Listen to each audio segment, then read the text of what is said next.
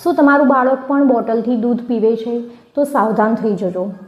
નમસ્તે મિત્રો, હું છું ભાવિકા જોશી અને આજના વિડીયોમાં આપણે વાત કરવાના છીએ કે બોટલથી જે બાળકો દૂધ પીવે છે એના સ્વાસ્થ્યને કેટલું નુકસાન થાય છે અને આ બોટલથી જે દૂધ પીવાની આદત છે એ આપણે કેવી રીતે છોડાવી શકીએ છીએ. આજના સમયમાં વધારેમાં વધારે બાળકો કહી શકીએ તો બોટલથી જ દૂધ પીતા હોય છે અને એના જે સ્વાસ્થ્ય પર ખૂબ જ વિપરીત અસર પડે છે. ઘણા માતા પિતાનું એવું કહેવું હોય છે કે અમે તો સારામાં સારી બ્રાન્ડેડ બોટલ વાપરીએ છીએ, સ્ટીલની બોટલ વાપરીએ છીએ, પણ એ ન ભૂલવું જોઈએ કે એ બોટલની જે ઢાંકણો છે, એની જે નિપ્પલ છે એ પ્લાસ્ટિકની જ હોય છે.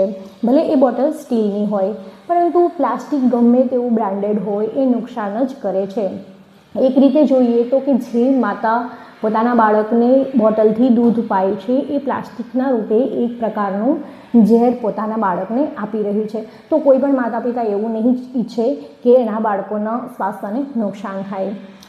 તમે જોયું હશે કે જે બાળકો બોટલથી દૂધ પીવે છે એને આપણે એમ કહી શકીએ કે એની ક્ષમતા છે, એની જે શારીરિક ક્ષમતા છે એ બીજા બાળકો કરતાં ઓછી હોય છે.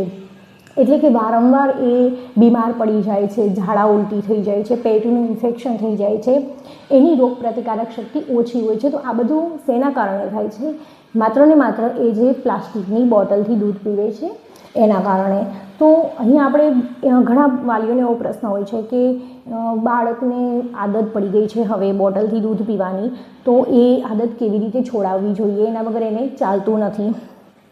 સૌથી પહેલી વાત, તમે એને માટે ટાઈમ કાઢો, કેમ કે આજની બીજી લાઈફમાં કોઈ માતા પાસે એટલો ટાઈમ નથી હોતો, એટલે ફટાફટ બાળક દૂધ પી લે, બોટલ હાથમાં પકડાવી લો, એટલી વારમાં થોડું કામ થઈ જાય એવું વિચારતા હોય છે, પરંતુ એ વિચારવું ન જોઈએ અને થોડો ટાઈમ કાઢો બાળક માટે.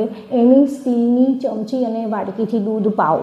1-2 દિવસ અનકમ્ફર્ટેબલ લાગશે બાળકને પણ અને માતાને પણ એને પીવડાવવામાં થોડું કંઈક અલગ લાગશે કે બાળક પીતું નથી, ઢોળી નાખે છે, એનો ફેસ ખરાબ થાય છે, એવી પ્રોબ્લેમ થશે.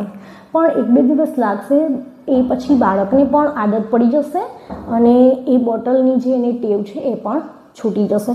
તો પ્લીઝ દરેક માતા જેના બાળકો બોટલથી દૂધ પીવે છે એ આટલું જરૂર કરો. તમારા બાળકનું સ્વાસ્થ્ય સારું રહેશે. જો વિડીયો સારો લાગ્યો હોય તો એક લાઈક કરો અને ચેનલને સબસ્ક્રાઈબ જરૂરથી કરજો.